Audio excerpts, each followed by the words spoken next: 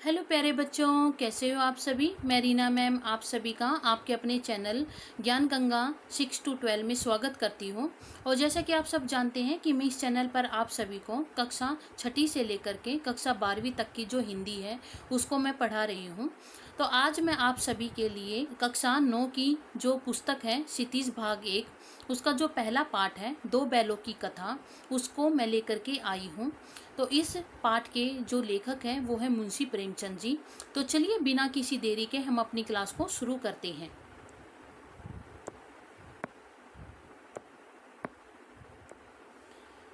दो बैलों की जो कहानी है वो मुंशी प्रेमचंद की सर्वश्रेष्ठ कहानियों के अंतर्गत आती है। तो इस कहानी का पाठ पढ़ने से पहले, दो बैलों की जो कथा कहानी है उसको पढ़ने से पहले हम मुंशी प्रेमचंद के विषय में जो है जान लेते हैं, उनके जीवन परिचय के विषय में हम जान लेते हैं कि हिंदी साहित्य जगत में उपन्यास सम्राट के नाम से मशहूर प्रेमचंद का जन्म वाराणसी के निकट लम्ही नामक स्थान पर 1980 ईस्वी में हुआ था। तो जो मुंशी प्रेमचंद है उनको हिंदी साहित्य जगत में किस नाम से, उपन्यास सम्राट के नाम से इनको जाना जाता है। और इनका जन्म कहाँ हुआ था? वाराणसी के पास में लम्ही नामक एक जगह है, वहाँ पर 1980 ईस्वी में हुआ था। इनके पिता का नाम क्या था? इनके पिता का नाम अजायब राय और माता का नाम आनंदी देवी था। प्रेमचंद के बचपन का नाम क्या था? तो प्रेमचंद के बचपन का नाम धनपत राय था। इनका जो मूल नाम था, इनका जो असली नाम, वास्तविक नाम जो मुंशी प्रेमचंद का था वो क्या था? धनपत राय था। बचपन में ही पिता की मृत्यु होने के कारण घर की जो जिम्मेवारियां था वो इनके कंधों पर आ गई थी। और 10वीं पास करने के बाद प्राइमरी स्कूल के ये क्या, शिक्षक यानी कि अध्यापक बन गए थे। नौकरी करते हुए इन्होंने क्या करी? बीए पास करी। तत्पश्चात यानी कि उसके बाद इनकी जो नियुक्ति है स्कूल इंस्पेक्टर के रूप में हो गई थी। गांधी जी के आंदोलन से प्रभावित होकर इन्होंने क्या करी? अपनी नौकरी त्याग दी, यानी कि अपनी नौकरी को छोड़ दिया और 1920 ईस्वी में असहयोग आंदोलन में कूद पड़े। यानी कि असहयोग आंदोलन जो गांधी जी के द्वारा चलाया गया था उनमें इन्होंने क्या करा? 1920 में उसमें भाग ले लिया। उसके बाद वे लेखन कार्य के प्रति समर्पित हो गए। और इसमें भाग लेने के बाद जो मुंशी प्रेमचंद जी है उन्होंने जो लेखन कार्य है, अपना लिखना जो है उन्होंने शुरू कर दिया। इस महान साहित्यकार का निधन 1936 ईस्वी में हो गया था। तो ये जो है हमने मुंशी प्रेमचंद के विषय में जाना, उनके जीवन के विषय में जाना। अब उनकी जो रचनाएं हैं, उन्होंने कौन कौन सी रचनाएं लिखी उनके विषय में भी हम जान लेते हैं कि मुंशी प्रेमचंद हिंदी साहित्य में सर्वश्रेष्ठ कहानीकार माने जाते हैं। हिंदी साहित्य में किस नाम से जाने जाते हैं? इनको उपन्यास सम्राट के नाम से जाना जाता है और ये सर्वश्रेष्ठ कहानीकार माने जाते हैं। इन्होंने लगभग 300 कहानियों से अधिक क्या लिखी है? कहानियाँ लिखी हैं और 11 इन्होंने उपन्यास लिखे हैं। इनकी जितनी भी कहानियाँ हैं उन कहानियों का संग्रह, यानी कि उनको इकट्ठा करके जो इनका संग्रह बनाया गया कहानियों का, वो किस नाम से बनाया गया? मानसरोवर नाम से बनाया गया, जो 8 भागों में संकलित है। इनकी प्रमुख रचनाएं कौन कौन सी, इन्होंने कौन कौन सी रचनाएं लिखी हैं तो उनको हम चलो पढ़ लेते हैं। इन्होंने जो उपन्यास लिखे हुए उपन्यासों के नाम कौन कौन से हैं? गोदान जो इनका सबसे महत्वपूर्ण उपन्यास माना जाता है, ये बहुत ही चर्चित उपन्यास है। सेवा सदन, प्रतिज्ञा, प्रेमाश्रय, वरदान, कायाकल्प, निर्मला, रंगभूमि, गबन और कर्म भूमि, ये इनके प्रसिद्ध उपन्यास हमें प्राप्त होते हैं।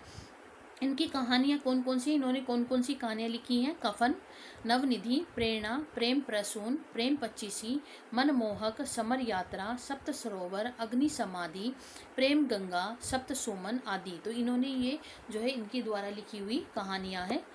उसके बाद अगर हम देखें तो इनके नाटक कौन कौन से हैं? तो करबला, प्रेम की बेदी, संग्राम और रूठी रानी, ये इनके द्वारा लिखे गए नाटक है। इन्होंने संपादन कार्य भी किया है, यानी कि जो पत्र हैं, पत्रिकाएं हैं, उनको प्रकाशित भी इन्होंने करवाया है। तो कौन कौन सी पत्रिकाओं का संपादन कार्य किया इन्होंने?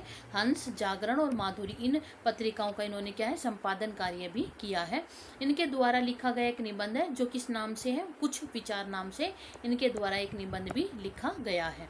इनकी साहित्यिक विशेषताओं के विषय में भी चलिए हम थोड़ा सा जान लेते हैं कि प्रेमचंद ने राष्ट्रीय जागरण और समाज सुधार को अपने लेखन का मुख्य विषय बनाया है। कि मुंशी प्रेमचंद ने अपनी जो रचनाएं लिखी हैं उन रचनाओं में राष्ट्रीय जागरण और समाज सुधार, यानी कि समाज को सुधारना और राष्ट्रीय जागरण यानी कि राष्ट्र का निर्माण करना, उसको सुधारना, उन सब को जो है अपने लेखन का विषय बनाया है।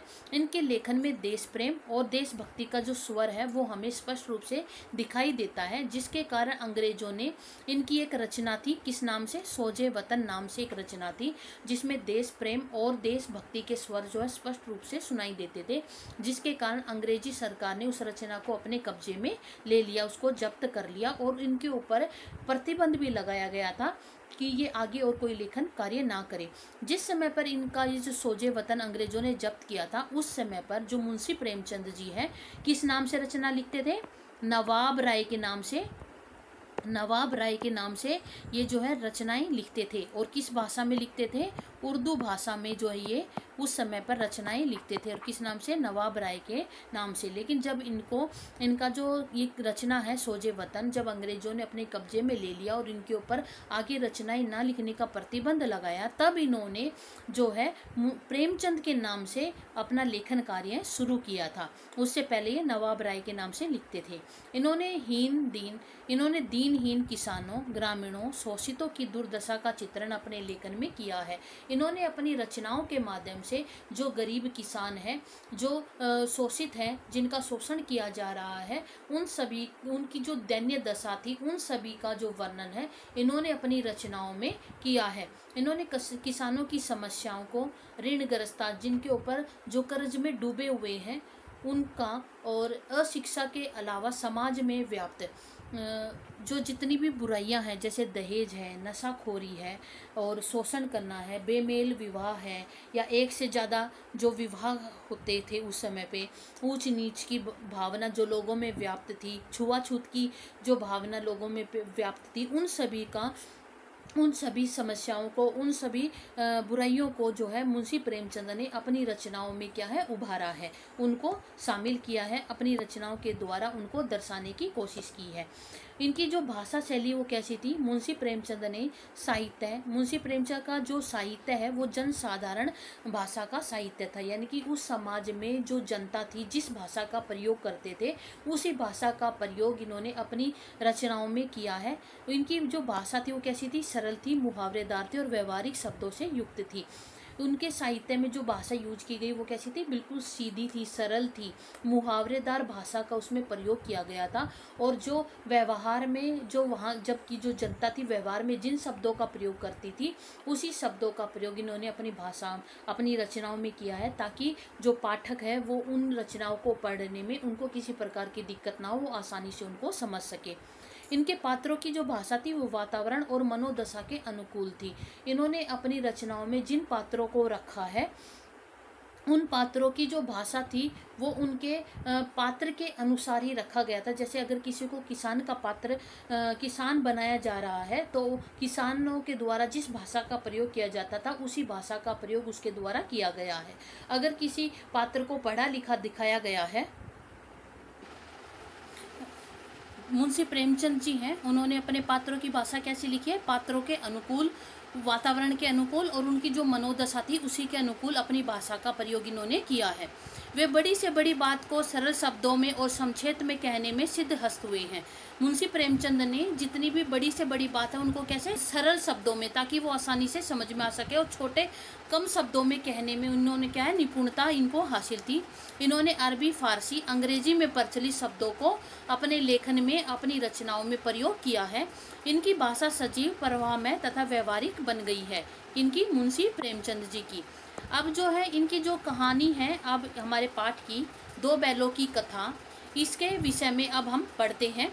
तो चलिए हम अपने पाठ को अब शुरू करते हैं कि दो बैलों की जो कथा है इसकी गणना मुंशी प्रेमचंद की सर्वश्रेष्ठ कहानियों में की जाती है। ये क्या है, दो बैलों की कथा, ये एक कहानी है जो किसकी, मुंशी प्रेमचंद की है, और ये कहानी सर्वश्रेष्ठ कहानियों में मानी जाती है।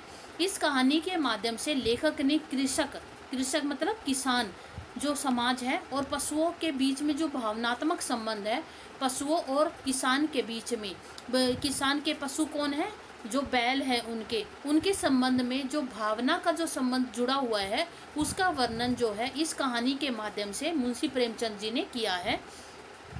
हीरा और मोती जो नामक दो बैल हैं वो कैसे, सीधे साधे हैं, जो किसका प्रतीक है, जो भारतीयों का प्रतीक माने जाते हैं।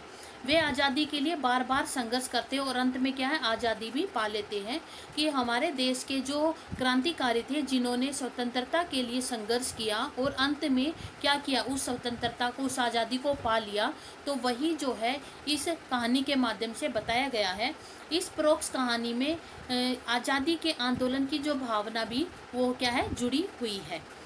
जानवरों में गधे को सबसे बुद्धिहीन प्राणी माना जाता है। इसका कारण उसका क्या है, सीधापन और सहनशीलता है। गधे को क्या माना जाता है, बुद्धिहीन प्राणी माना जाता है, मूर्ख माना जाता है। क्यों? वो इसके सादेपन के कारण, क्योंकि वो सीधे साधे है और सहनशील है, यानी कि सब कुछ सहन करने वाले हैं। उन सभी का किसी प्रकार का विरोध ना करते हुए वो क्या है, सब कुछ सहन कर जाते हैं, जिसके कारण उनको बुद्धिहीन प्राणी यानी कि मूर्ख कहा गया है, गधा कहा गया है। उसके यही गुण उसको क्या है, ऋषि मुनियों से क्या है, ऋषि मुनियों की श्रेणी में ला देते हैं। इसके लिए लाभ हानि सुख दुख क्या है, सब कुछ एक बराबर है। गधों के लिए सुख हो चाहे दुख हो, लाभ हो चाहे हानि हो, एक बराबर है। और यही गुण उनको ऋषि मुनियों के समान जो है वो ला करके खड़ा कर देते हैं। सीधेपन और सहनशीलता के कारण भारतीयों को अफ्रीका और अमेरिका में, जो भारत और अफ्रीका जो देश है उसमें भारतीयों को उनके सीधेपन के कारण, उनकी सहनशीलता के कारण क्या माना जाता है, असभ्य और बुद्धिहीन समझा जाता है। गधे से कुछ कम सीधा उसका भाई है, यानी कि गधे जैसा सीधा है लेकिन उससे थोड़ा सा कम है। वो कौन है, वो है बैल, जिसको बैल नाम से जाना जाता है। परंतु कभी कभी अकड़ कर अपना संतोष प्रकट कर देता, परंतु जो बैल है वो कभी कभी क्या है, अकड़ कर अपना असंतोष यानी कि अपने गुस्से को भी ये प्रकट कर देता है। इसी कारण इसका जो स्थान है वो गधे से कुछ ऊपर है। झूरी काछी के दो बैल थे, जिसका नाम क्या था, हीरा और मोती था। ये जो बैल हैं हीरा और मोती, ये किस जाति के, पछाई जाति के ये बैल हैं। और ये दोनों बैल कैसे हैं, ऊंचे डील डोल वाले, दिखने में सुंदर है और काम में चौकस, यानी कि अच्छे से खूब मेहनत करके ये काम करते हैं। इन दोनों बैलों में घनिष्ठ मित्रता है, यानी कि गहरी दोस्ती है, जिसके कारण वे एक दूसरे की मन की बातों को बिना कुछ कहे ही समझ लेते हैं। तो ये जो कथन है किसके बारे में बोला गया, तो ये हीरा और मोती के बारे में बताया गया है। ये एक दूसरे के काम का जोर अपने कंधों पर लेने की पूरी कोशिश करते, क्योंकि इन दोनों में गहरी मित्रता है। ये दोनों एक दूसरे से क्या करते, प्रेम करते हैं, जिसके कारण ये पूरी कोशिश करते हैं कि दूसरे का भार अपने कंधे पर लेने की पूरी कोशिश करते हैं। दिन भर काम करने के बाद शाम को एक दूसरे को सूंघ कर दोनों एक साथ नोद में मुंह डालते और एक साथ ही हटाते हैं। कि नोद यानी कि जहाँ पर वे चारा खाते हैं उसमें एक साथ मुंह डालते खाने के लिए और एक साथ ही ये हटाते हैं।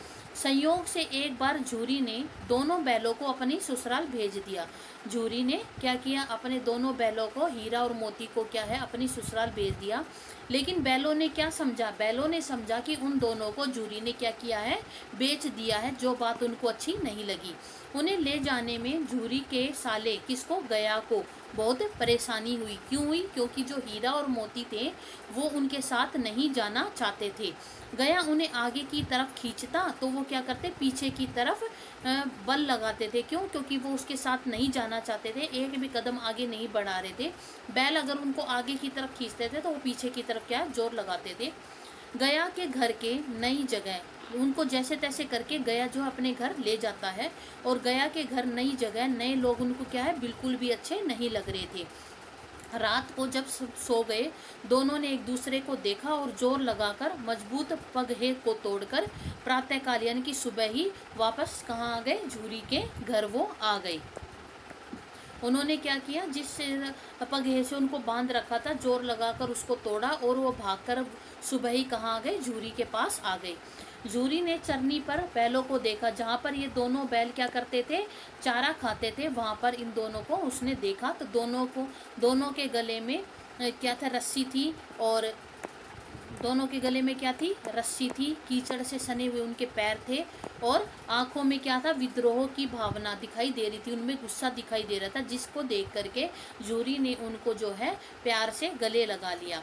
गांव के लोगों ने उनका स्वागत किया और अपने अपने घर से क्या लेकर के आए, रोटियां लेकर आए, उनको गुड़ दिया, चोकर दिया, भूसी ला करके उनको खाने के लिए दी। दोनों को यूं भागकर चले आने के कारण दोनों बैल जो थे गया के घर से क्या है भागकर आ गए थे, जिसके कारण झूरी की पत्नी क्या हो गई, उन दोनों बैलों से नाराज हो गई थी। उसने दोनों बैलों को खली चूनी चोकर खिलाने से क्या कर दिया, मना कर दिया।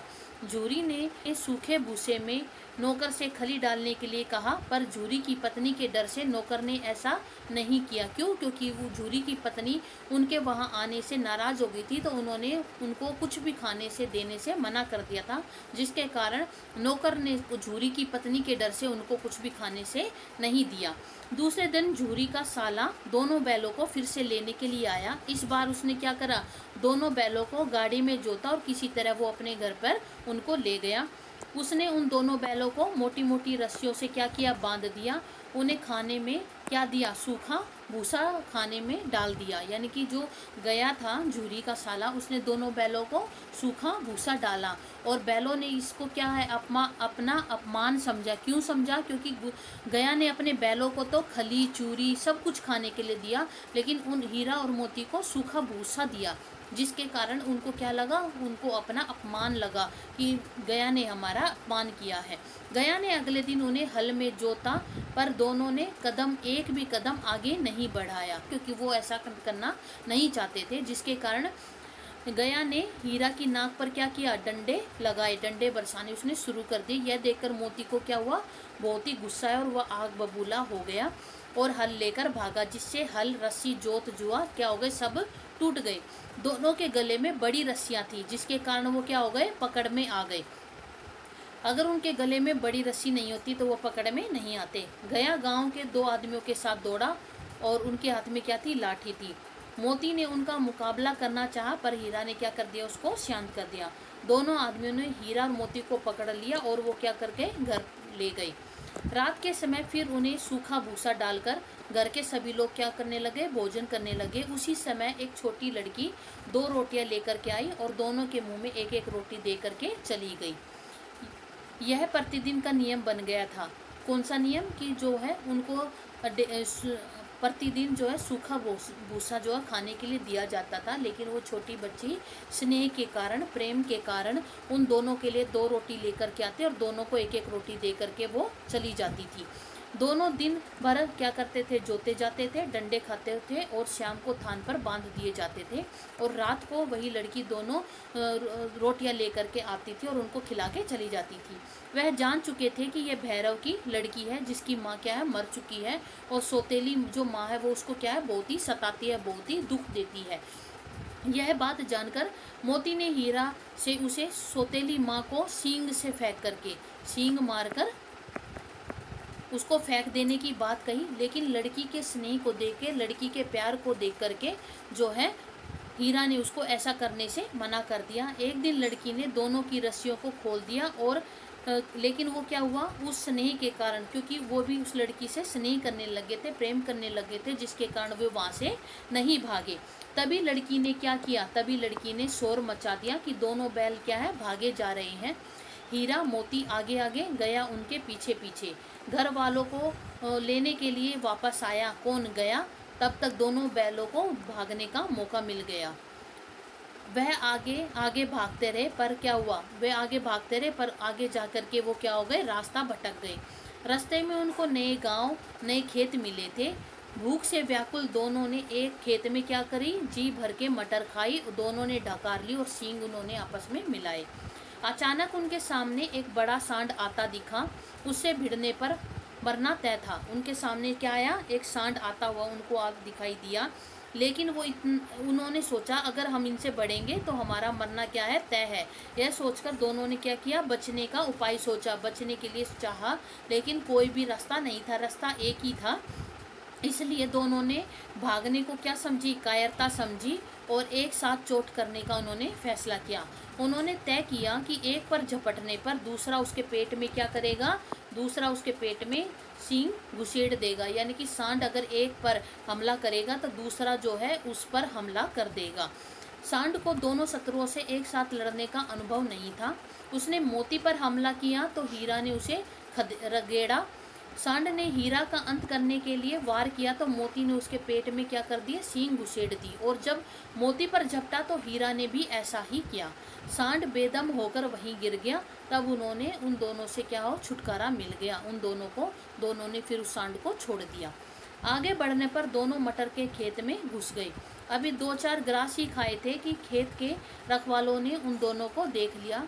मेड़ पर खड़ा हीरा निकल गया, क्योंकि वो खेत के अंदर घुसा नहीं था, वो बाहर ही था।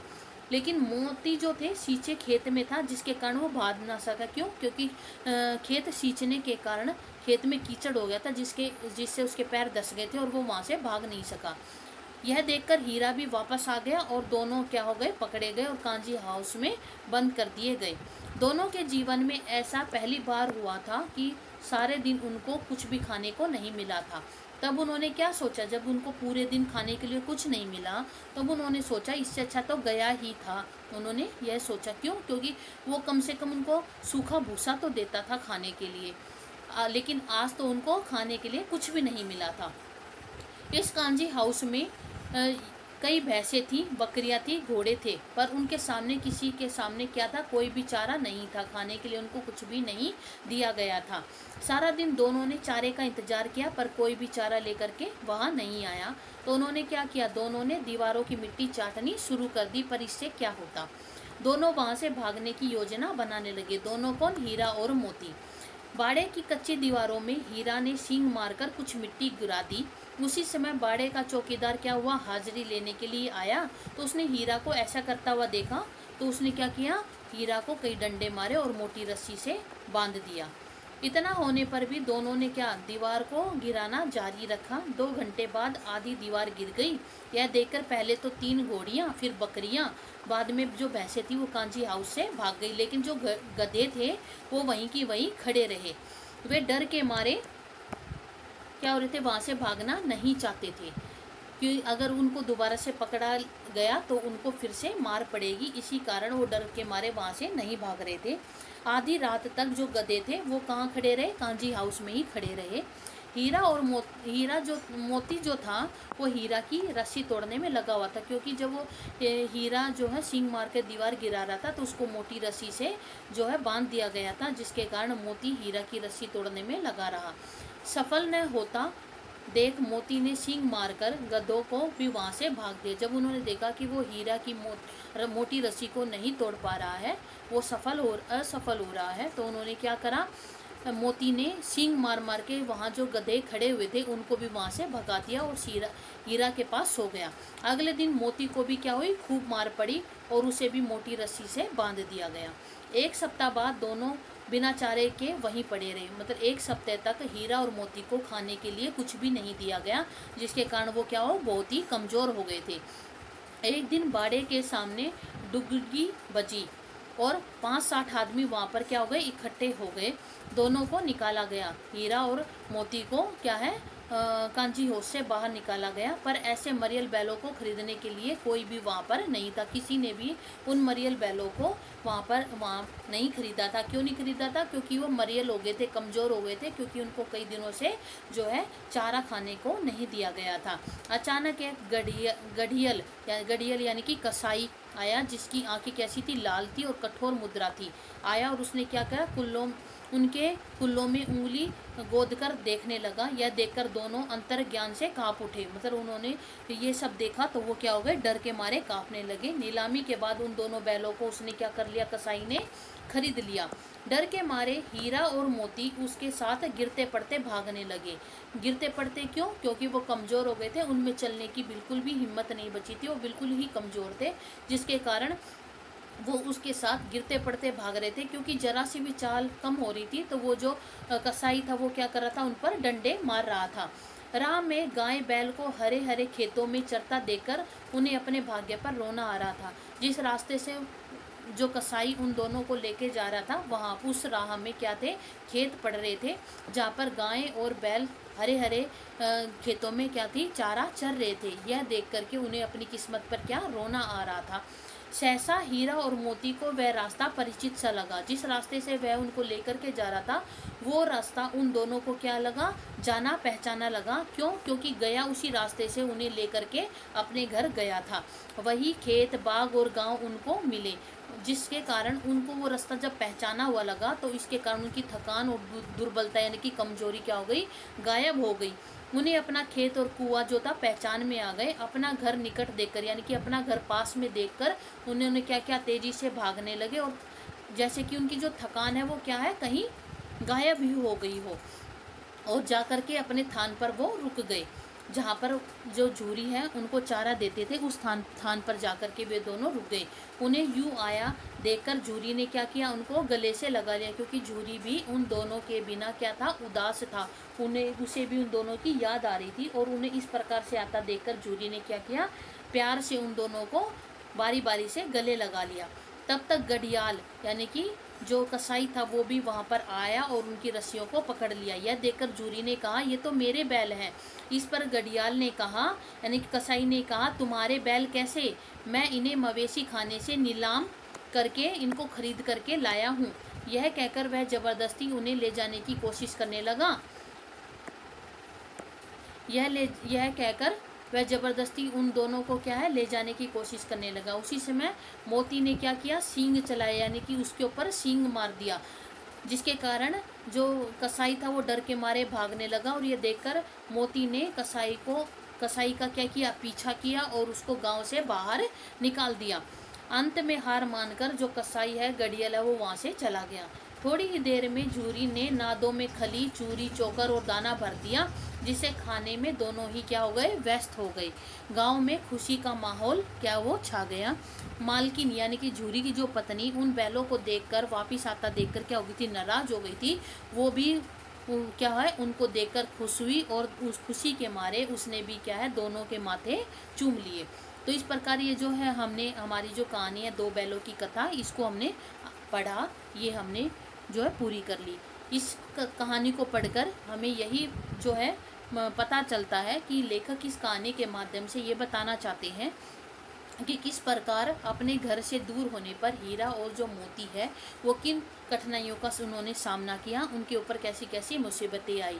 ये जो है इसी कहानी के माध्यम से लेखक हमें ये भी बताना चाहते हैं जो हमारे भारतीय हैं, जो हमारे देश से बाहर अन्य देश में रहते हैं, उनको भी किस प्रकार से अनेक कठिनाइयों का सामना करना पड़ता है।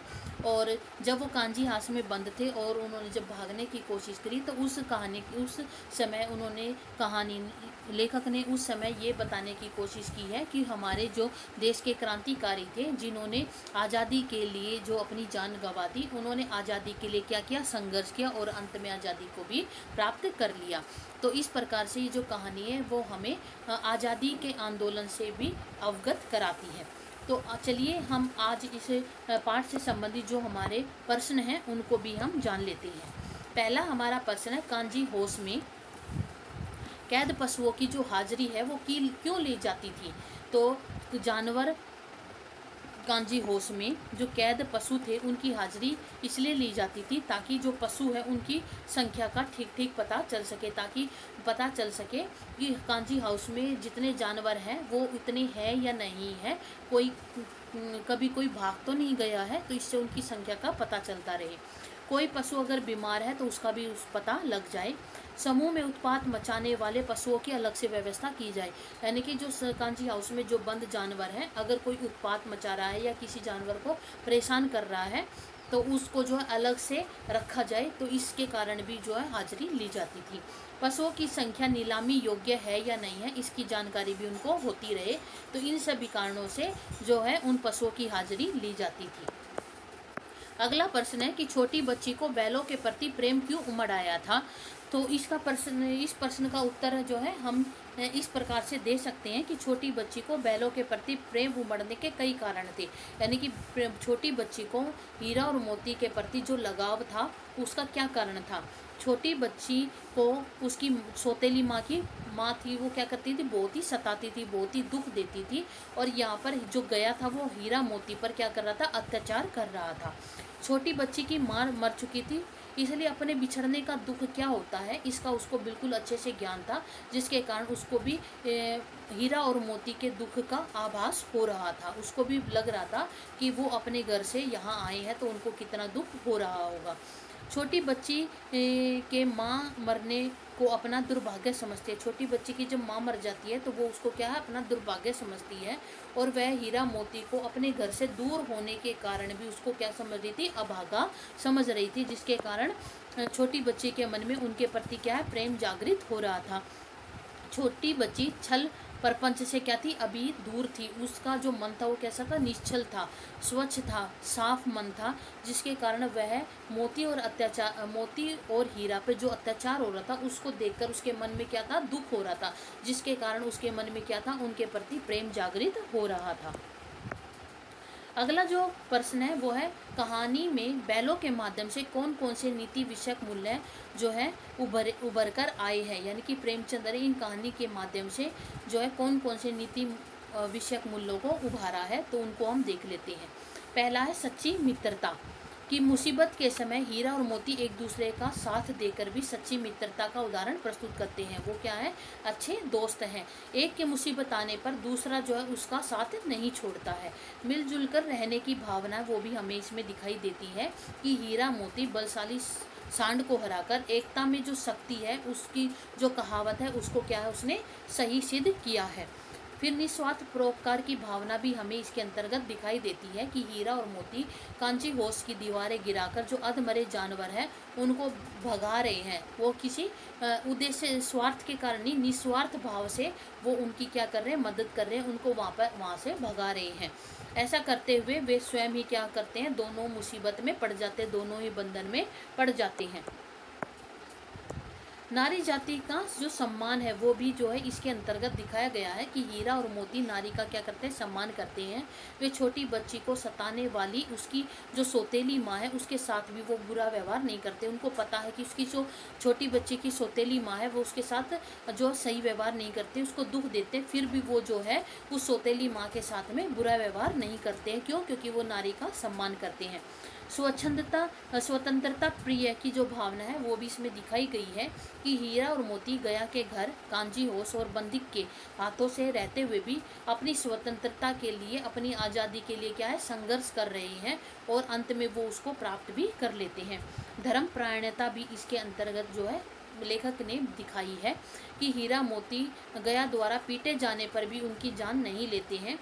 हीरा मोती से कहता है कि वो मुझे मारेगा तो मैं भी एक दो तो गिरा दूंगा। तब हीरा कहता नहीं, हमारी जाति का यह धर्म नहीं है कि वो हमें चाहे कितना भी मारे, लेकिन हमारा धर्म ये नहीं है कि हम भी उसको पलटकर उसके ऊपर वार करें। तो ये सभी जो है हमें कहानी के माध्यम से दर्शाया गया है। अब प्रस्तुत कहानी में प्रेमचंद ने गधे की किन स्वभावगत विशेषताओं के आधार पर उसके प्रति रूढ़ अर्थ यानी कि मूर्ख का प्रयोग न करके किस नए अर्थ की ओर संकेत किया है, किस अर्थ की ओर संकेत किया है, तो वो इसमें बताना है। तो इसका उत्तर क्या होगा, गधे को उसके स्वभाव के आधार पर मूर्खता का पर्याय समझा जाता है। क्यों? जो गधे का जैसा स्वभाव है उसके कारण उसको क्या कहते हैं, मूर्ख कहते हैं।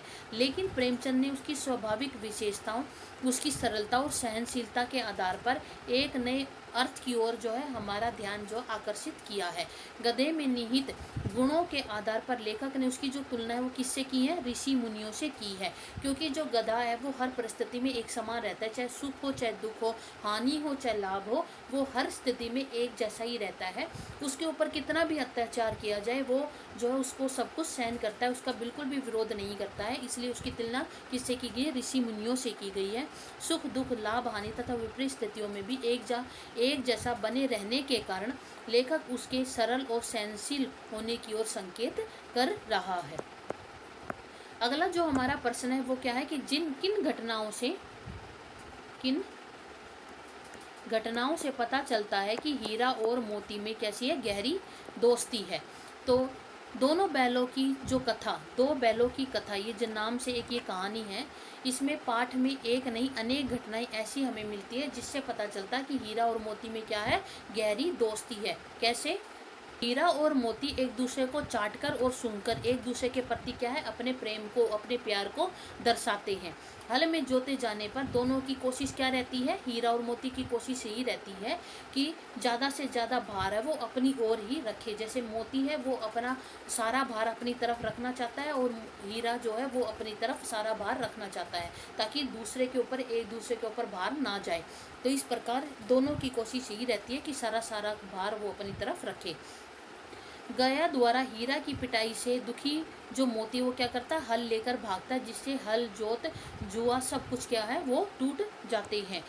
क्योंकि जब वो गया है वो हीरा की जब पिटाई करता है तो उससे मोती, ये देखकर मोती को क्या है, गुस्सा आता है, इसी कारण।